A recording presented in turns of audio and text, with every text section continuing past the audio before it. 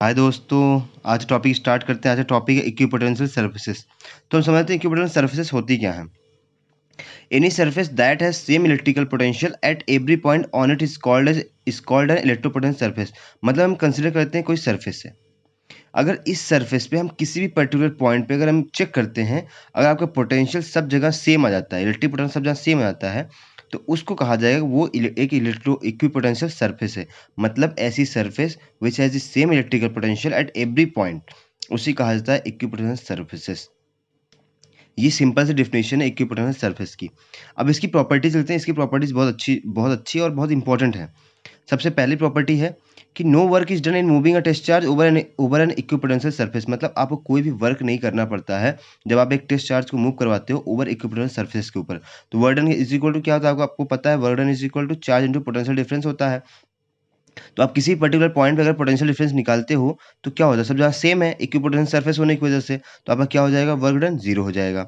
Electric field, इसमें हमेशा याद रखिए, इलेक्ट्रिक फील्ड हमेशा नॉर्मल रहती है इक्विपोटेंशियल सर्फेसेस के एट एवरी पॉइंट। सभी पॉइंट पे, चाहे किसी पर्टिकुलर पॉइंट पे देखेंगे तो उसकी जो इलेक्ट्रिक फील्ड रहती है वो हमेशा नॉर्मल रहती है इक्विपोटेंशियल सर्फेस के।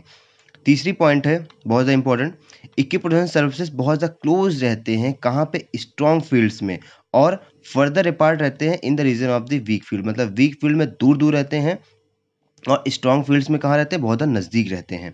इसका रिलेशन कहाँ से पता चलता है आपको, capital is equal to electric field equal minus D V upon D R होता है। बी क्या है, पोटेंशियल है। D I is equal to minus D V upon electric field, तो D I is inversely proportional 1 upon E आ गया। चौथा आपको कहता है property, no two equipotential surfaces can intersect each other. कोई भी दो इक्विपोटेंशियल सर्फेसेस कभी भी एक दूसरे को इंटरसेक्ट नहीं कर सकती हैं। तो अब पूरी बात को हम समराइज कर लेते हैं कि इक्विपोटेंशियल सरफेस क्या होती है। Any surface which has the same electric potential at the every point is called an equipotential surface. मतलब सभी पर्टिकुलर पॉइंट पे आपको सरफेस के सेम इलेक्ट्रिक पोटेंशियल मिलेगा, उसको कहा जाएगा इक्विपोटेंशियल सरफेस। इसकी पहली प्रॉपर्टी है, कोई भी आपको वर्क नहीं करना पड़ेगा अगर किसी भी आप चार्ज को मूव करवाते हो इक्विपोटेंशियल सरफेस पे। आपका इलेक्ट्रिक फील्ड हमेशा नॉर्मल रहेगा इक्विपोटेंशियल सरफेस के सभी पर्टिकुलर पॉइंट्स पे। इक्विपोटेंशियल सर्फेसेस और उस जगह क्लोज रहेंगी जहाँ पे स्ट्रॉन्ग फील्ड्स होगा, और वहाँ दूर रहेंगी जहाँ पे वीक फील्ड्स होगा। और कोई भी दो इक्विपोटेंशियल सर्फेस कभी एक दूसरे को इंटरसेक्ट नहीं करेंगी। ये हो गया आपका टॉपिक इक्विपोटेंशियल सर्फेसेस। अब देख लेते हैं इक्विपोटेंशियल सर्फेस बहुत वेरियस चार्ज सिस्टम की वजह से कैसी होती हैं। जैसे फॉर पॉजिटिव पॉइंट चार्ज, एक पॉजिटिव पॉइंट चार्ज देखते हैं कैसी होती हैं। एक positive point charge electric field आपको हर समय आउटसाइड ही मिलेगा, बाहर निकलता हुआ मिलेगा। तो ये देखिए, जो इक्विपोटेंशियल सर्फेसेस होती हैं ये हमेशा कॉन्सेंट्रिक स्फेरिकल सेल्स के फॉर्म में होती हैं। क्योंकि जब इक्विपोटेंशियल सर्फेस जहाँ पे आपको निकाल, मतलब पोटेंशियल जहाँ पे निकाला जाता है, वहाँ पे कंसीडर ये किया जाता है कि आपके चार्जेस जो हों हमेशा सेंटर पे कंसंट्रेटेड हों। तो यहाँ पे कैसे बन जाता है हमारा shape, they are in a concentric spherical cells के फॉर्म में बन जाते हैं। अब सेकंड देख लेते हैं, इसका सेकंड पॉइंट, तो पॉइंट चार्ज पॉजिटिव चार्ज के लिए हो गया। दो surface of two equal and opposite point charges के लिए देख लेते हैं। अगर two equal and opposite point charges कहोगे तो क्या हो जाएगा, वो एक डायपोल की तरह हो जाएगा। तो एक मानते हैं पॉजिटिव और नेगेटिव चार्ज को कंसीडर कर लेते हैं। तो पॉजिटिव से हमेशा इलेक्ट्रिक फील्ड बाहर जाएंगी, कहाँ जाएंगी, नेगेटिव तरफ जाएंगी, और नेगेटिव हमेशा अंदर आएंगी। तो इसका जो, ये भी एक कॉन्सेंट्रिक सेल ही बनाता है, लेकिन ये थोड़ा दूर होने की कोशिश करते हैं एक दूसरे से, पॉजिटिव और नेगेटिव। लेकिन अगर हम दूसरा देख लेते हैं, equipotential surface of the two equal positive charges में देख लेते हैं, तो जिनका कॉन्सेंट्रिक स्फेरिकल सेल्स होता है ये नज़दीक आने की कोशिश करते हैं, मतलब एक दूसरे के नज़दीक आने की कोशिश करते हैं। अब चौथा देख लेते हैं, equipotential surfaces for a uniform electric field. मतलब मान लेते हैं कि ये कोई यूनिफॉर्म, मतलब ये मान लेते हैं कोई सरफेस इक्विपोटेंशियल सर्फेस है। इस केस में लाइन्स ऑफ फोर्स जो होते हैं वो हमेशा पैरेलल होते हैं स्ट्रेट लाइन्स के, और equipotential surfaces are equidistance parallel planes perpendicular to the lines of force. मतलब इस ऐसे केसेस में जो लाइन्स ऑफ फोर्स होते हैं वो पैरेलल किसके होते हैं, स्ट्रेट लाइन्स के। और जो इक्विपोटेंशियल सर्फेसेस होते हैं, मतलब आपको दिखाया गया इक्विपोटेंशियल सर्फेसेस आपको ऐसे हैं, ये हमेशा क्या होंगे, इक्विडिस्टेंस पे होंगे। मतलब मतलब जो डिस्टेंस है वो हमेशा सेम रहेगा दो दो इक्विपोटेंशियल सर्फेसेस के बीच में। और are equidistance parallel planes perpendicular the lines of force. हमेशा कितने डिग्री बनाएंगे, 90 डिग्री, मतलब परपेंडिकुलर होंगे लाइन्स ऑफ फोर्सेस के। ये होता है आपका, अगर इक्विपोटेंशियल सरफेस आपका यूनिफॉर्म इलेक्ट्रिक फील्ड में रखा हुआ है तब की कंडीशन है। अब बात करते हैं कि जरूरी ही क्यों है हमें ये पढ़ना कि इक्विपोटेंशियल सर्फेसेस, उसकी इंपॉर्टेंस क्या है। उसकी इंपॉर्टेंस ये है कि ये विजुअल पिक्चर देता है कि डायरेक्शन और magnitude of field E vector in the region of space, जहां पर भी किसी भी पर्टिकुलर रीजन ऑफ स्पेस में ये एक विजुअलाइजेशन पिक्चर देता है, डायरेक्शन भी और मैग्नीट्यूड भी किसका, इलेक्ट्रिक फील्ड का। इसलिए इस इक्विपोटेंशियल सर्फेस को पढ़ना बहुत ज़्यादा जरूरी होता है। अब ये आपका वेरियस चार्ज सिस्टम्स के लिए हो गया। अब आगे देखते हैं इलेक्ट्रिक पोटेंशियल एनर्जी क्या होता है। It is the energy of a system of point charges may be defined as the amount of burden in assembling the charges at their locations by bringing them in from infinity। मतलब electrical potential energy क्या होती है, जो भी हम work करते हैं बहुत ढेर सारे चार्जेस को ले आके जहाँ पे हम जिस पर्टिकुलर पॉइंट हमको चाहिए उस पर्टिकुलर पॉइंट पे ले आ लेते हैं इन्फिनिटी से। मतलब जो भी हम वर्क डन करते हैं इन्फिनिटी से ढेर सारे चार्जेस को ले आने के लिए जिस पर्टिकुलर पॉइंट पे हमें चाहिए, that is called the electrical potential energy. Amount of work done in assembling the charges eight their location, उस पर्टिकुलर लोकेशन पे जहाँ पे हमको चाहिए, by bringing in from infinity से उनको ला के उस पर्टिकुलर पॉइंट पे, that is called the electric potential energy. अब इलेक्ट्रिक पोटेंशियल एनर्जी हम 2 और 3 पॉइंट चार्जेस के लिए देख लेते हैं। तो सबसे पहला है आपके potential energy of A system of the 2 point charges के लिए है। जैसे मानते हैं एक Q1 यहाँ पे फिक्स्ड है, ये P1 पर्टिकुलर पॉइंट पे, Q2 हमारा इन्फिनिटी पे था, उस इन्फिनिटी से हमें Q2 P2 पॉइंट पे हमें लेके आना है। और Q1 और Q2 के बीच में कितना डिस्टेंस है, मतलब P1 और P2 के बीच कितना डिस्टेंस है, R12। यहाँ पे Q1 हमारा फिक्स्ड है, मतलब उसका कोई भी मूवमेंट नहीं हो रहा है, हमने उसको इन्फिनिटी से लेके नहीं आए हैं, हम सिर्फ Q2 चार्ज को लेके आ रहे हैं इन्फिनिटी से पर्टिकुलर P2 पॉइंट पे। तो जो वर्क डन हो जाएगा Q1 के लिए कितना हो जाएगा, 0, क्योंकि वो फिक्स्ड है। अब अगर पोटेंशियल निकालेंगे due to the charge Q1 at the, मतलब चार्ज Q1 की वजह से P2 पर्टिकुलर पॉइंट पे और उन दोनों के बीच में डिस्टेंस कितना, R12, इलेक्ट्रिक पोटेंशियल कितना निकल के आ जाएगा, V1 is equal to 1/4πε0 Q1/R12। अब दूसरा जो चार्ज था जो इन्फिनिटी पे था, जो Q2 था, उसको हमें मूव करवाना है इन्फिनिटी से उस पर्टिकुलर पॉइंट पे। कहाँ तक चाहिए हमको, किस लोकेशन पे, P2 लोकेशन पे चाहिए। तो कितना वर्क करना पड़ेगा, जो उसका पोटेंशियल है मल्टीप्लाइड बाय चार्ज, तो कितना हो जाएगा, V1 into Q2 is equal to 1/4πε0 Q1 Q2/R12। अब जो ये वर्क डन हम कर रहे हैं, पहले तो हमने पोटेंशियल निकाले। सबसे पहले आप जिस पर्टिकुलर जो फिक्स्ड है उस पे पोटेंशियल निकालिए, उसकी वजह से जहाँ जिस लोकेशन में हमको निकालना है, P2 पॉइंट निकालना था, तो उस पे हमने पोटेंशियल निकाला V1। अब उस इन्फिनिटी चार्ज को हम P2 पर्टिकुलर पॉइंट पे लेके आ रहे हैं, तो कितना वर्क डन करना पड़ेगा, पोटेंशियल इनटू चार्ज, कितना आ गया, 1/4πε0 Q1 Q2/R12।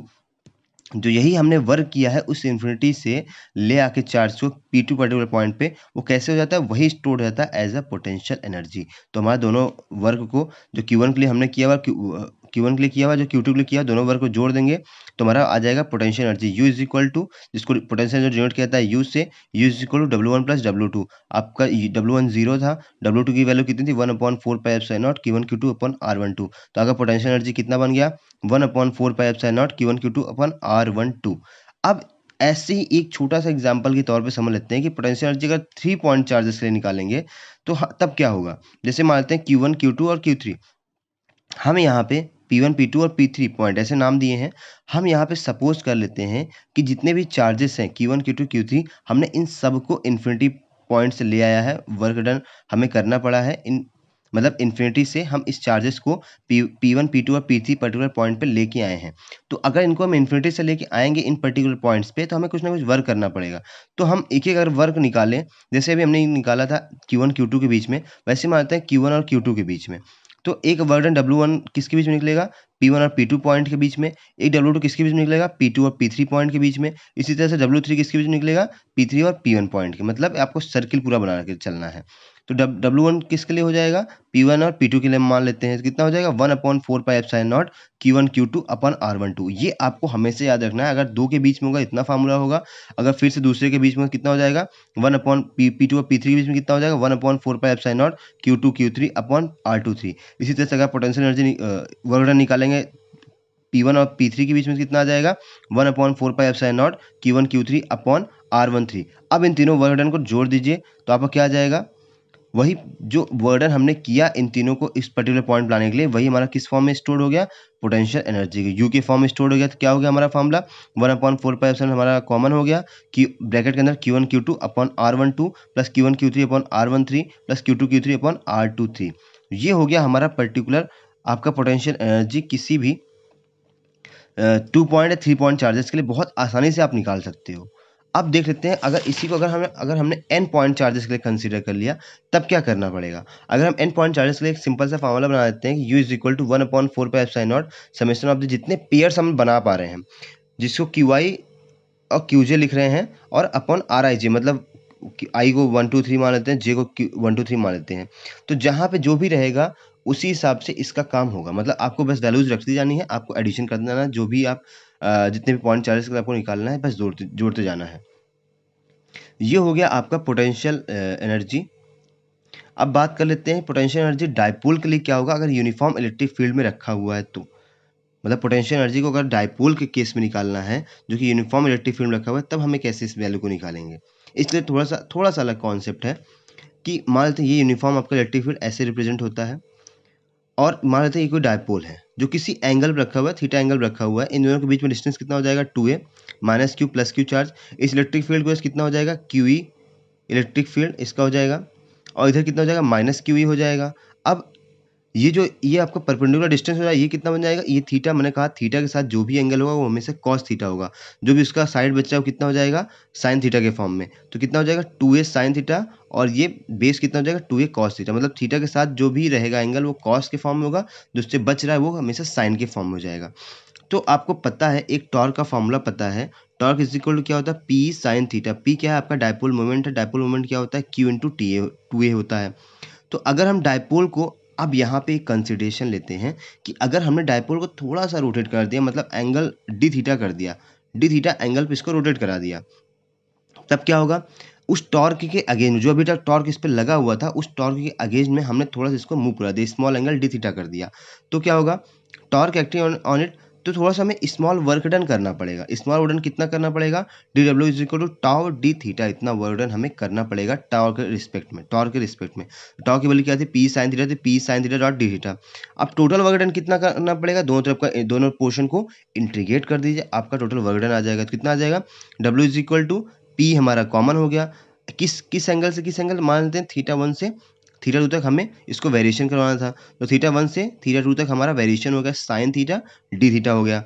अब आपको इंटीग्रेशन अगर साइन थीटा करना है तो इंटीग्रेशन होता है साइन थीटा का माइनस कॉस थीटा। इसकी वैल्यू होती है W is equal to P minus cos theta, theta 1 से थीटा 2, W इज इक्वल हो गया P cos theta 1 minus cos theta 2। ये आपका आ गया वर्डन, यही हमारा पोटेंशियल एनर्जी की फॉर्म में स्टोर्ड भी हो जाता है। सो जो हमने वर्क डन किया है वही हमारा किस फॉर्म में आ गया, पोटेंशियल एनर्जी क्या आया P cos theta 1 minus cos theta 2। अब कंसीडर कर लेते हैं कि जो डायपोल है वो सबसे पहले कितना ओरिएंटेड हो गया, परपेंडिकुलर में 90 डिग्री ओरिएंटेड हो गया डायरेक्शन ऑफ इलेक्ट्रिक फील्ड के डायरेक्शन में। डायपोल 90 डिग्री ओरिएंटेड हो गया इलेक्ट्रिक फील्ड के डायरेक्शन में। तो थीटा 1 कितना हो जाएगा 90 डिग्री, थीटा 2 कितना हो जाएगा थीटा हो जाएगा। तो हमारा फॉर्मूला क्या बन जाएगा U is equal to P cos theta 1 कितना हो गया आपका 90 degree cos 90 minus cos theta, तो इज इक्वल टू क्या आ गया माइनस P कॉस थीटा। तो कितना बन गया ये फॉर्मूले के हिसाब से minus P vector dot E vector, मतलब डॉट वेक्टर के फॉर्म में बन गया। आपका फॉर्मूला क्या आ गया U is equal to minus P vector dot E vector. ये आपका फार्मूला आ गया अगर जब भी आप पोटेंशियल एनर्जी आपको निकालनी है और फिर dipole in uniform electric field के केस में। अब एक क्वेश्चन देख लेते हैं, आप सबसे एक छोटा सा एग्जांपल देख लेते हैं। 3 charges minus Q plus Q and minus Q are placed at equal distances on a straight line. एक स्ट्रेट लाइन रखे हुए हैं।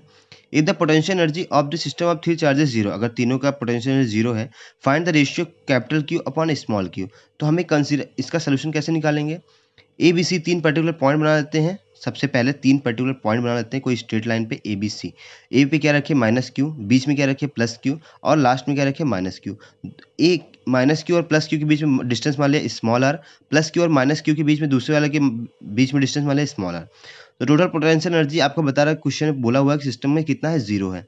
सो हमें करना क्या पड़ेगा, हमें ये करना पड़ेगा कि एक फार्मूला होता है जो हम सबसे पहले हमने 3 पॉइंट डिराइव किया, किसी पर्टिकुलर पॉइंट से आप डिराइव कर सकते हो। 1/4πε0 दोनों के बीच के चार्जेस कितने हैं माइनस क्यू इंटू क्यू अपन दोनों के बीच का डिस्टेंस आर, प्लस अब इन दोनों के बीच लास्ट का देख लेते हैं, मतलब minus Q into minus Q और दोनों के बीच में डिस्टेंस कितना हो गया 2r, ए और सी के बीच में, प्लस फिर बी सी के बीच में देखते हैं plus Q into minus Q अपन दोनों के बीच में distance R is equal to zero. जब इसको आप सॉल्व करेंगे तो ये पूरा 1/4πε0 जीरो हो जाएगा। इसकी वैल्यू आ जाएगी minus Q plus small Q upon 2 minus Q is equal to zero, और 2 theta is equal to 2 Q कितना आ जाएगा क्यू स्मॉल क्यू अपॉन 2 आ जाएगा। तो Q upon capital Q upon small Q की वैल्यू कितनी आ गई? 1:4। ये हमारा हो गया आंसर। यहाँ तक के कॉन्सेप्ट अगर कोई भी दिक्कत आई हो तो आप प्लीज़ कमेंट करके बताइए और ज़्यादा से ज़्यादा लोगों के साथ शेयर कीजिए, जिससे मुझे और एनर्जी मिले और मैं बूस्टअप हूँ कि आपको और अच्छे से पढ़ाऊँ। Thank you so much.